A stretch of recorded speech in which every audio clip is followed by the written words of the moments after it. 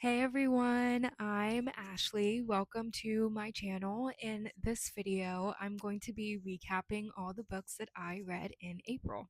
I feel like April as a month for reading has been kind of unfortunate because I read the most books that I've read all month, maybe ever. I read 10 books in April, but I feel like unfortunately most of them were all kind of mid to me. Nothing really stick out.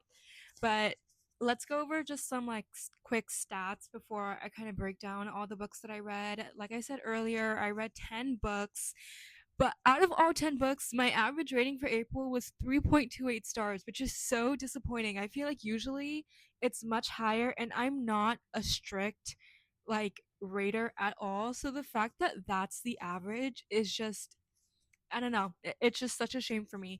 But then I also read out of like those 10 books, I read two just like general nonfiction books, three romance books, two contemporary fiction books, two memoirs, and then one fantasy. And I read a total of 3,123 pages in April. And so now that I kind of went over everything, all those little fun little book stats, let's go into the first book that I read in April. So the first book that I read in April was Bachelor Nation. I think it's by Amy Kaufman. And I honestly read this book because I'm a big fan of The Bachelor. And when I heard about this book, I thought it was by an ex producer and I thought it was going to be kind of like a tell all, but it wasn't. I give this book a rating? I think I gave it like 3 stars. I listened to it completely on audio. So, I mean, it was fine. It was just like a fun thing to listen to while I was at work or like exercising because it didn't require that much brain power. But I thought I was getting like juicy secrets, and it turns out the book was kind of just written by a fan of the show, and she was a journalist. And so she's been able to get some like insider info about the show, but like not that much. Like a lot of it was kind of just based off of like talking to other contestants or some like speculation and just talking about different bachelor events that she's been to. So I feel like the juicy tell all that I was expecting going into this book just wasn't it. And I didn't really read reviews before reading the book just because I didn't want to be spoiled anything. I kind of just wanted to go in like not having any outside expectation, but I kind of wish I did because maybe if I had known that it was by a fan, I would have kind of steered clear of the book, but overall it was fine. I gave it 3 stars because there were some parts that were entertaining, but I mean it's hard for me to say that I recommend it. I mean, I guess if you're like a die hard Bachelor fan and you want to read every piece of media correlated to The Bachelor, then sure. But if not, then I think you can just skip it. Then the next book that I read in April was The Fall Risk. I think it's by Abby Jimenez. This is just a very short like story. It was free on Kindle Unlimited. And so I think after I was reading books other books while I read this one, but they were taking me a while, so I was like, okay, let me just read this like short story just to have like, something fun to like read and finish while I'm still trudging through the other books. And so this book was cute. It was just a short little romance. Abby Jimenez is not my favorite romance author, but this book was fun. And that's the thing. I think Abby Jimenez's writing for me works best when it's short. Sometimes I think when she writes the whole book and drags things out, that's where it kind of starts to lose me a little bit. But nonetheless, like I thought the book was fun. It was cute. I think it's about this woman and this man who live in the same apartment building, but like they're renovating and they don't have stairs, so they're kind of stuck on the floor of their apartment for a while, and so that's how they just get to know each other. It was really cute. It was fun. Oh, and I forgot to mention The Fall Risk. I gave 4.75 stars. I mean, it was like weird to rate a short story, but I'm like I really enjoyed it, and so 4.75 stars. And then the next book that I read was Dear Dolly by Dolly Alderton. I read Everything I Know About Love by her a couple years ago, and I loved that book. I gave that book 5 stars. And so I was just really excited to read this one. I know that she's like a journalist and like a columnist, and so this book was supposed to be kind of a collection of like some of the advice that she gave other women and men in her columns. And I was reading it. I think I read the physical a little bit. It was also on Kindle Unlimited, and then I also listened to some of it. It was fine. I gave it 3 stars. I feel like it was kind of disappointing in the sense that, like, I don't know, there wasn't really any groundbreaking advice in there, which is fine. But I think I realized this book is for like diehard fans of Dolly Alderton. I really loved Everything I Know About Love, but I wouldn't say that I'm like obsessed with her as an author or anything. And so I feel like this book just didn't really hit the spot for me. Like, again, it was just fine. So I gave it 3 stars. And so again, like, I think if you're a diehard fan of hers, if you love her columns, like if you love her other books, which I haven't read but I do want to get to, then I think maybe you would just enjoy reading this book to just get another like piece of her and her perspective. But I feel like if not, then you can skip this one. So that's what I'm saying. Like, we're starting the month, and I feel like there's already a lot of skippable books. But then the next book that I read was Deep Cuts by Holly Brinkley. I was really excited to read this one because I heard it's about music. It's about these like two college kids who kind of meet, and then the guy is a musician and a songwriter, and then the girl Percy, she just really enjoys listening and critiquing music. So the book is like advertised as like, oh, they're going to like, they're each other's partners. He makes the music, she critiques it and tells him what to do better. That's how this book is advertised, but I honestly don't really think after reading it that's what it was about. Don't get me wrong, it was very enjoyable. It takes place in like the early 2000s, so you get that Y2K energy from it. So it was like fun and cute to read about that in that setting. But I feel like the book was mainly just focused on Percy and her journey. I mean, everyone talk like before I read this book, hearing everyone's reviews was saying that like no one was really a likable character. I don't think they were super unlikable. Sure, they're kind of annoying and maybe a little pretentious in some places, but I never really found Percy or I forgot the other guy's name, the musician, but neither of them were that unlikable. I just think the book was more centered on Percy, which I mean was fine, but I feel like the way the book was advertised was like, oh, you're following these two people as they make songs, as they make music, and it's more just about Percy. Like, it really is just like her perspective. I feel like they don't even spend half the book together. It's like Percy's just doing her own thing because like, the book and that aspect just wasn't what I was expecting. I gave it 3.5 stars, so it was still enjoyable, but it was just, again, it was just one of those books that it was fine. Like, it was good. I would still recommend it, but I would just go in like it's not like you're not gonna get this, oh, these two music partners making each other better as one of them like rises to meteoric stardom and like, she's there to help him. It's not like that. That's what I thought going into this book, but it's not really like that at all. And so I guess that's just my little caveat, for anyone who's interested in reading this. Um okay, so the next book that I finished in April was Fourth Wing. I have been wanting to read this book for a long time, and don't let my smile fool you because I did not really like this book at all. Um, I'm looking at like, my iPad where I write my reviews. I gave it 2 stars. 2 stars. I feel like the book started off enjoyable. This book, it's about this dragon academy. Um, the main character, her name is Violet. She has been training to become a scribe, but her mom is like this dragon general. She makes Violet join the Dragon Academy, and it's kind of basically about Violet's journey through her first year at this school. And I think my biggest issue with this book is that I felt like there are a lot of holes and a lot of things that just didn't really make sense. The beginning of the book was enjoyable, but this book is extremely long. Is it 500? I think it's, how many pages is it? It's too long. It's almost 500 pages. And I feel like the book was too long. And I just I'm gonna put a spoiler warning here because I guess I feel like I can't really give an accurate review of my feelings toward this book without just explaining in detail like some of the like issues that I found.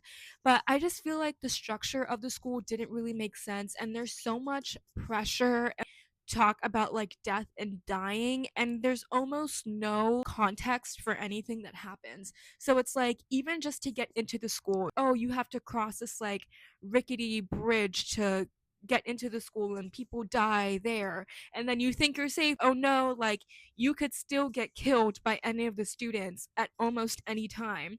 So Violet's constantly having to like watch her back, but then it's like it doesn't makes sense because they can only kill in certain places, but then, or in certain scenarios, but then not in others.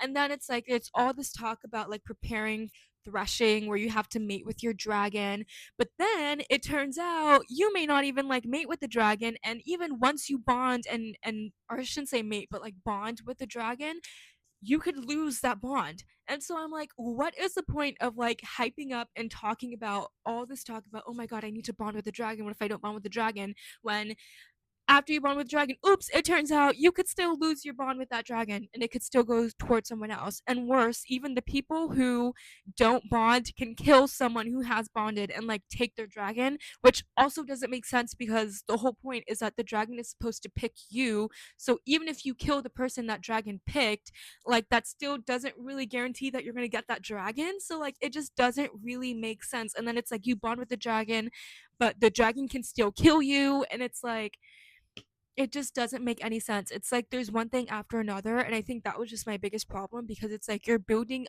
everything up so much just for it to become like, I don't want to say like a non-issue, but like just for another issue to pop up. I feel like maybe people like that because it's like a plot twist or suspense, but for me that doesn't make sense because I feel like in a way it almost cheapens the anticipation, because why would I be so like worried or tense about Violet trying to bond with the dragon when she could die and lose that bond anyways. You know what I mean? That doesn't make any sense. That completely just takes away, okay, then what's the point of me getting all like, oh my gosh, is she gonna get a dragon if that dragon could end up killing her, or she can end up getting killed by someone else who can get her dragon even though the dragon didn't even pick them? It's like, really? That just makes no sense. And then there's this whole thing about like the dragon can channel powers to you. And then there's this scene where like Violet is having sex for the first time, and like her channeling power is that she can create lightning. So she's talking about, oh my God, I'm having all these feelings, and like lightning is crashing and destroying the room. And oh my gosh. And I'm like, that is so cheesy and corny and lame. And it was just like funny to me because one of the other one of Violet's friends like powers that they channel through the dragon was like their ability to wield metal and like objects. So I'm like, okay, so what are you saying? Are you saying that if her friend starts having sex, that metal is gonna start flying everywhere? Like, like metal is gonna start crashing over the walls, since apparently having an orgasm triggers like you not being able to control your power. Also in this book, Violet bonds with the most powerful dragon because she's so tiny and frail. Everyone like, it's unexpected. And not only that, she bonds with her first year. Like, if anything, they should spend their first year learning, preparing, and then the climactic part is like, oh, are they gonna bond or not bond with the dragon? And then it's two dragons, and it's like when that moment happens, you would think it's this big, oh my gosh, she bonded with dragons, two dragons, oh my god. No, it's so anticlimactic, like it just doesn't make any sense. And like it was just funny because I'm like, nothing made sense. Nothing made sense.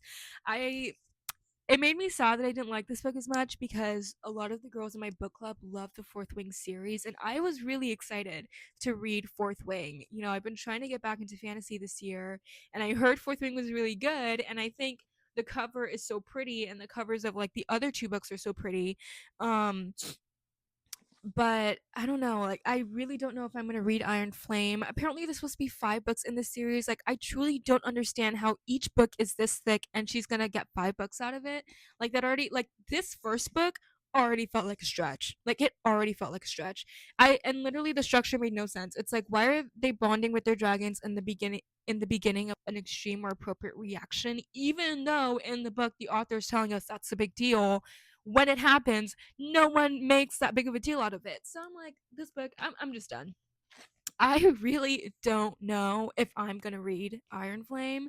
I guess we could check back in a couple of months to see if it makes another monthly wrap up or something. I don't know. I just this book was disappointing, and I gave it 2 instead of 1 because there were interesting moments and I liked Violet's friends, but I just felt like the overall plot of the book was just not, it was just stupid in my opinion. So that was unfortunately Fourth Wing. This was a book that really just like knocked April off its axis because I spent half the month trying to get through this book. That when I finished it, I think I was just like over everything, if I'm being completely honest.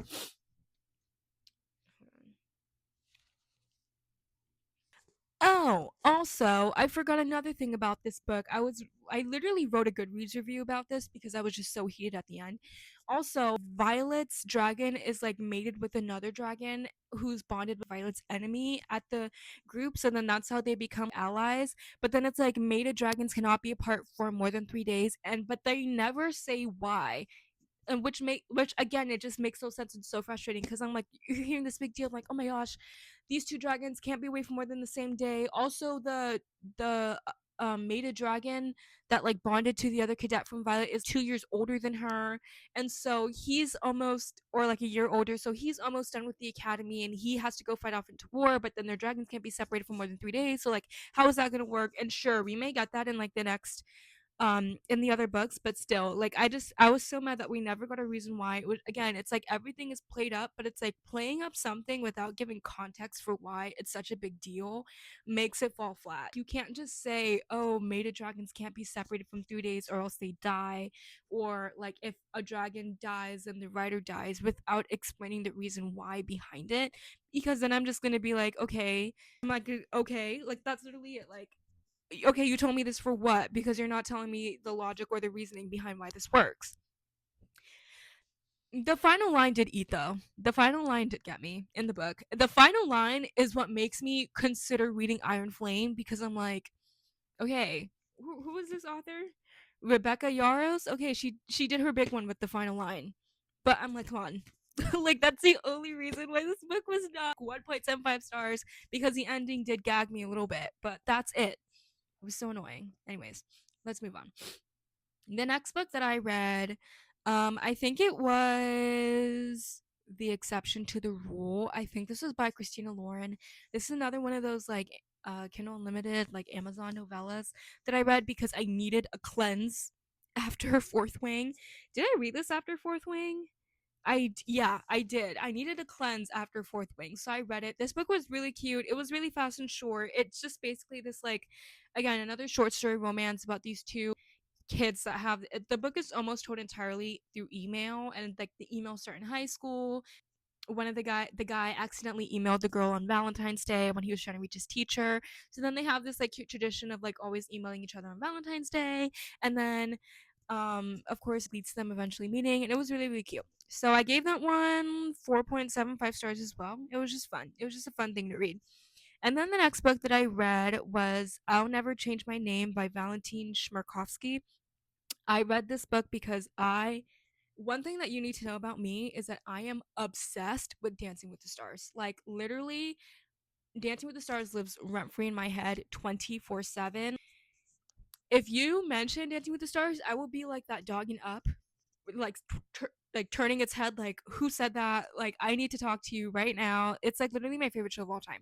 Valentin Shmerkovsky is one of the professional dancers on the show, and so I grew up watching him. He's still on the show, which is amazing. And so I kind of knew he had this book, and I was like, you know what, like I just didn't really know what else to read. And so I was like, you know what, let me just listen to his memoir because I think it'll be interesting. And it was really really good.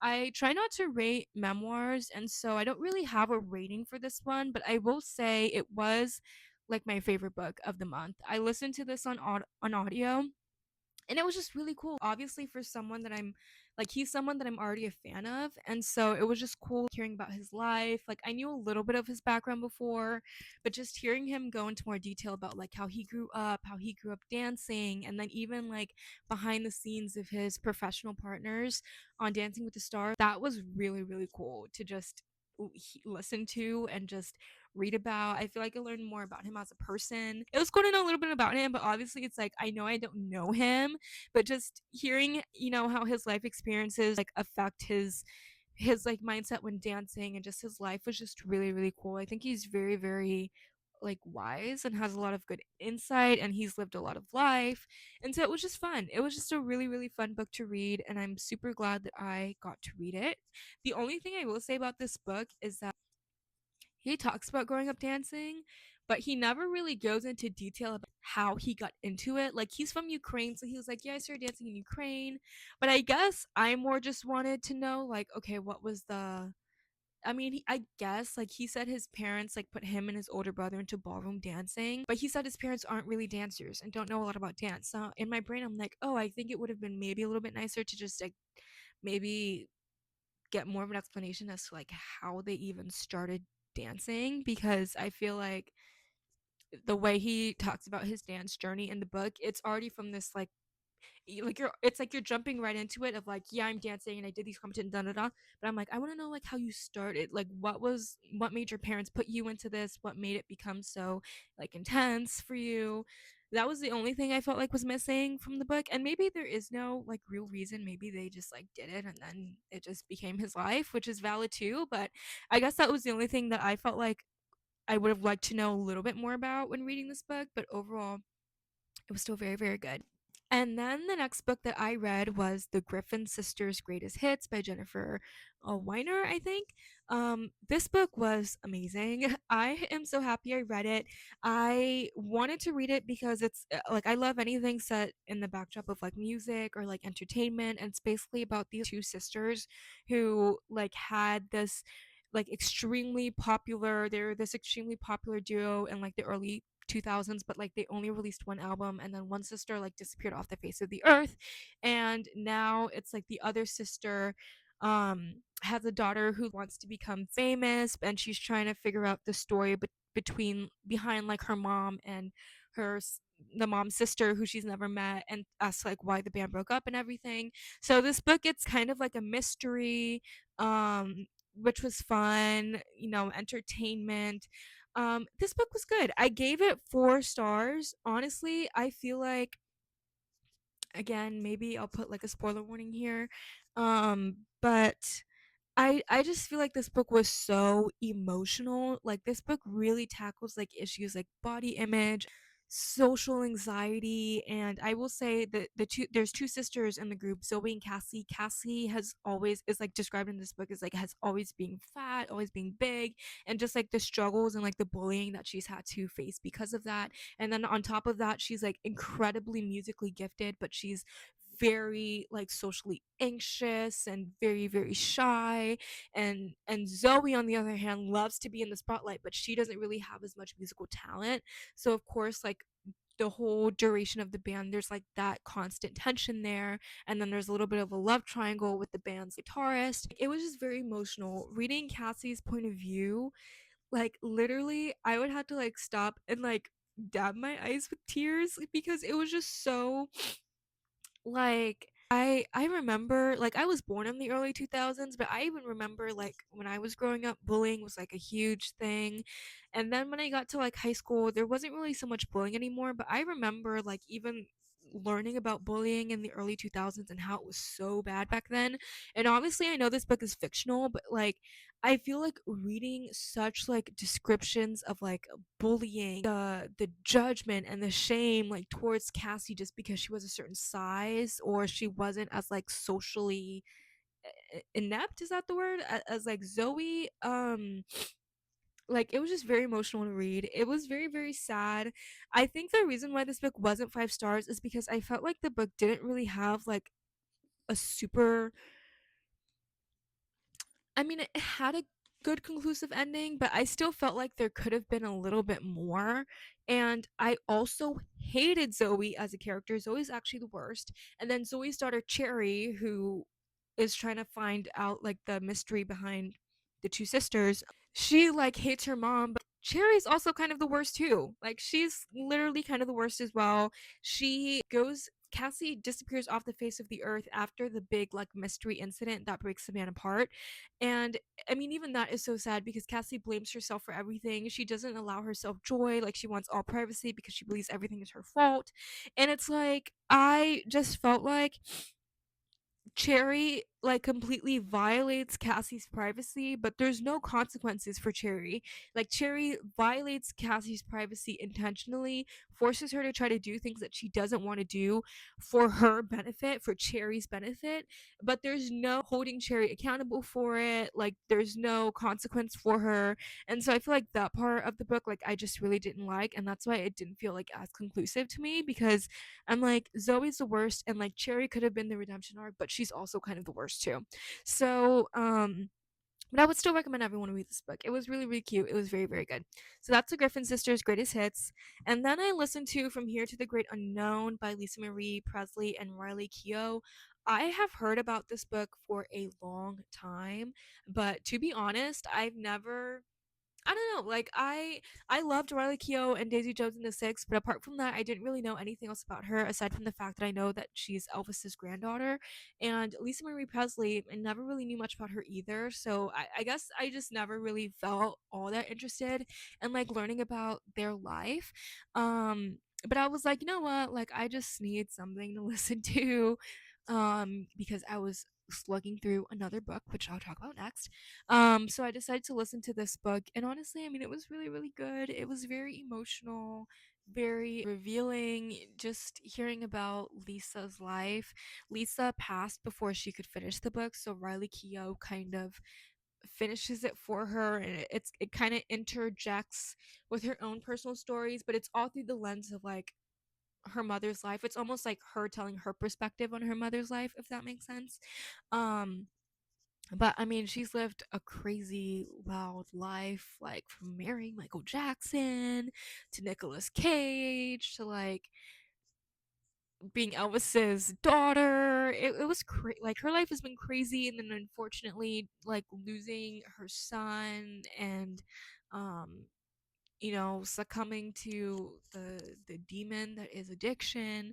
um it was just very emotional to read about, so I'm glad I read it. I mean, I feel like Julia Roberts narrates the book alongside Riley Keough, and there's also some like tapes of Lisa Marie while she was writing the book as well that were interjected in the audio. That was really, really cool, and so I'm glad that I listened to it. Again, like, I don't really rate, so I don't have a rating for it, but overall, I'm glad I got around to it. And it's very, very short as well. I think the audiobook is only like 5 or 6 hours, so it's not hard to get through at all. And then the last book that I read in April is The Bane of My Existence, Magnolia Parks. This book is the reason why April's overall rating is so low.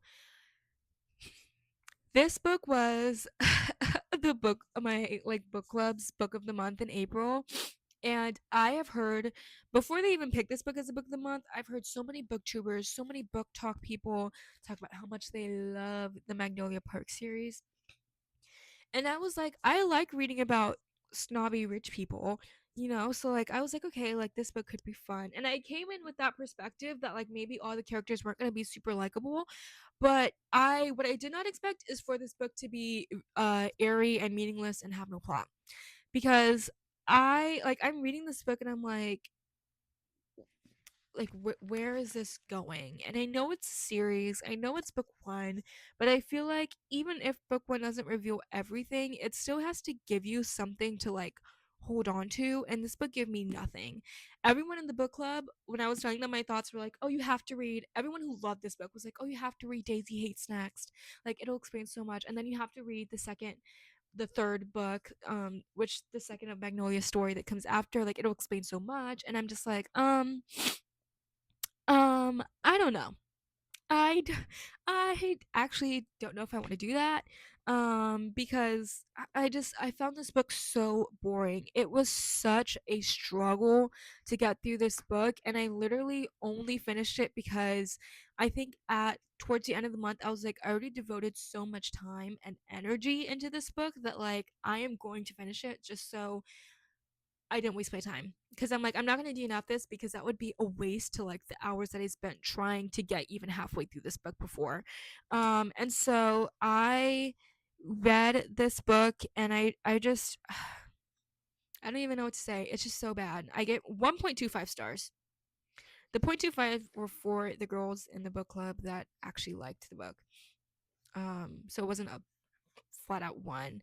But BJ actually sucks. I don't know how I'm supposed to root for Magnolia and BJ to be together when BJ actually sucks. Like it actually pisses. He actually like fills me with a rage because how am I supposed to believe that you're in love with her when you keep intentionally doing things that you know are going to hurt her? Like riddle me that. Like how does that work? So it's like every time he's saying like, "Oh my god, I love her. I feel like my what is gonna stop without her." I'm like, "You actual literal piece of garbage shit. Like you suck. Like you actually suck." It's like you're actually the worst. You're actually the worst. Like you need to go somewhere that's not here. And then Magnolia, I feel for her, but like she's also kind of the worst too because she's such a spoiled brat. Like the nerve of her to call her maids lazy in this book when it's like you literally do nothing. Your maid served you bedside and you're like, "Oh, I didn't like how she served it to me because she just clinked it down on the table next to me. She didn't like set it up for me like the other um maid or housekeeper does." I'm like, "You little rich bitch. Get up, make yourself your own tea, you dumbass." Like, oh, they piss me off. They piss me off so bad. I can't. Um, I'm like flipping through, trying to find a redeemable quality in this book. I don't know. Tom England was fine. There were some parts of the book that maybe grasped my attention for like 0.25 seconds. I also think the writing in this book was just very corny. A lot of the girls in the book club said they liked her writing. I'm not gonna take that away from them. I personally just don't like it. And now this makes me like never want to read anything else by Jessa Hastings ever again. Um because I think the book was written kind of immaturely. Like and that I've been searching for like the part of the book that I despise and I found it. These characters are supposed to be in their 20s and they're acting like they're 15. They're acting like they're 15. I acted this way at 15, but I'm 22 now. I would never, ever act the way these characters are acting in this book. And they're supposed to be like 22, 23, 24, 25 years old. Are you serious? Like, if I wanted to read about children, I would have picked up a YA novel. But I don't like reading YA because I don't really like reading about that kind of immaturity. I don't want to read about adults acting like literal children. I don't want to read that. And so I can't. And everyone was saying like, "Oh, it's similar to Gossip Girl." I could barely get through one episode of Gossip Girl. I found it so boring, and so that's probably a sign that this series isn't for me. I don't know. Everyone keeps saying read Daisy Hates, read Daisy Hates. So maybe I will read Daisy Hates. I don't know. I don't know. I just don't really want to like waste my time reading another part of this series if it's gonna be like this, because then I would actually throw and burn this book on fire. Like throw it in the trash and set the trash can on fire. But anyways, that was April. Now I feel like after maybe like watching this video, you can understand why this book was so low. I have high hopes for May. The book that I'm already reading in May it's already redeeming April. So I have high hopes for May. I hope it stays. You know, I hope May keeps looking up because April was such a dud. But it is what it is. We can't have them all. Not every month can be a good reading month. I'm glad I read 10 books. You know, such a shame that like all 10 of them were kind of stupid, but it's fine. Um but that is it for this video. I have nothing else to say about these books. I'm trying to think of like cuz I feel like I haven't been posting that much cuz you know, life is busy and sometimes I just feel like I don't have time to edit everything. But I really am trying to like post more. It's just hard because it's like I don't know, like I have some ideas I guess, but sometimes I'm like I just don't know what to film. So if anyone has any ideas, please let me know. I'm not really a vlog person, so I don't know if I want to like venture into like reading vlogs yet, but if there's any other bookish type videos that I can do, I'm open to suggestion. But anyways, if you watch this entire thing, thank you so much. I hope you have an amazing day. Usually I feel like I end these videos by saying I hope you got like a recommendation, but I honestly hope like this video steered you away from most of the books that I've talked about. Don't read a lot of the books that I read this month. You don't need to read them. You really don't. So, I'm trying to think of like something positive to end this video on. Um, I don't know. I hope your reading month in April was better than mine, and I hope everyone has a great reading month in May. Okay, I'll leave it at that. Take care, everyone. Bye.